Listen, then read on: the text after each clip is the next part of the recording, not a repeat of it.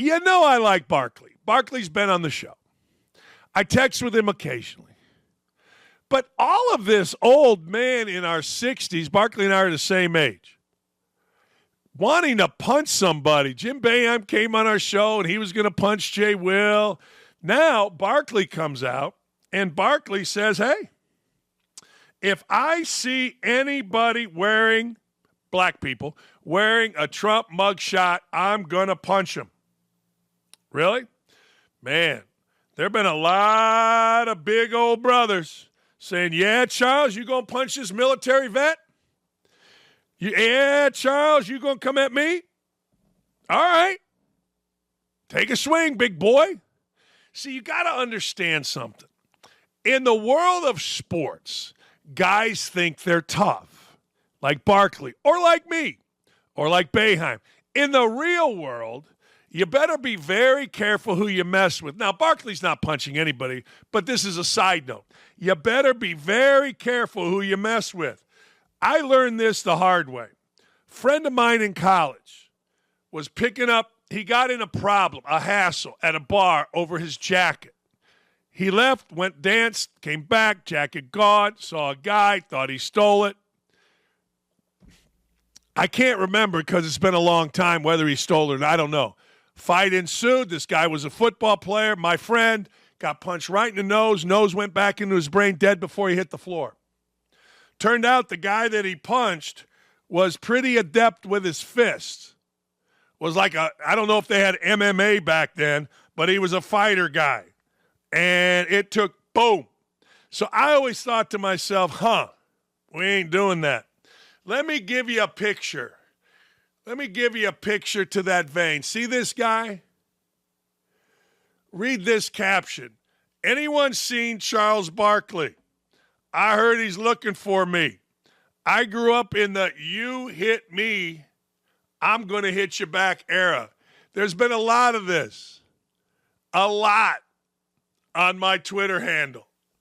From guys saying, yeah? You know what, Sir Chucky? Bring it. There's been a lot. Let's hear from Barkley. Let's hear what he had to say. I'm just going to say this. If I see a black person walking around with Trump mugshot, I'm going to punch him in the face. Charles. No, Gail. Charles. Gail. You really can't say that because, A, you don't mean that. Oh, I mean that sincerely. I'm going to just tell you something. And then you will be arrested for assault. And then what? I'm going to bail myself out and go celebrate. If I Don't encourage him. Don't encourage him. Okay, but go ahead. Seriously. Continue. First of all, if I was at that conference, I'd have got up and walked out. That was an insult to all black people. Because he's basically just saying, and first of all, to compare black history where we've been discriminated against to his plight. Yes. Well, first of all, he's a billionaire. And they're prosecuting him for stuff he did wrong. They're prosecuting him for stuff he did wrong. And for him to compare... It's still in the court system, Charles. We have to wait. It's still in the court system. But continue. Well, continue. Some of the stuff is true. They did storm the Capitol. They did say that the election was stolen. Those aren't lies, Gail. You know, it's kind of interesting. I did a little research on this. Nobody in that arena walked out. You know why? Because Trump, let's put Charles in context. And I understand Charles is doing his thing, and it's cute. But the truth of the matter is, Trump was there for 2 hours speaking to African Americans after he had done a rally somewhere else. Now, just imagine our president. And the reason nobody walked out was Trump was trying to explain this, and Barkley had no context to this. And that's sad, but it's Barkley, and I love him. But it's sad. He had said, look, they're coming for you through me. They are coming for you, regular people, African-American, black people, through me. And my mugshot is representative of them coming at me. And it really made sense. And I got to tell you, when you look at what Trump did in that rally, which he stood there and talked for 2 hours, 2 hours he spoke to the African-American, 300 African-American conservatives. And he talked about policy, and he talked about changing things, and he talked about how much better folks were when he was president, and he laid it all out there. That's what happened with that. Now, Wesley Hunt, if you follow him, is a combat veteran. Wesley Hunt spelled it all out. He ain't punching me. Put it in context. Stop lying, Charles. I was there. He was speaking about how the system is coming after me like the system has come after black people. That's what he was saying. But Barkley sees a soundbite, and Barkley's not going to work at that job. Gayle King has to work at that job and tee Barkley up. But Wesley, he said, I watched this interview he did with Benny Johnson, and it was incredible. Wesley Hunt's like, wait a sec, this isn't what happened. He didn't come out there and pander to African Americans like Joe Biden does.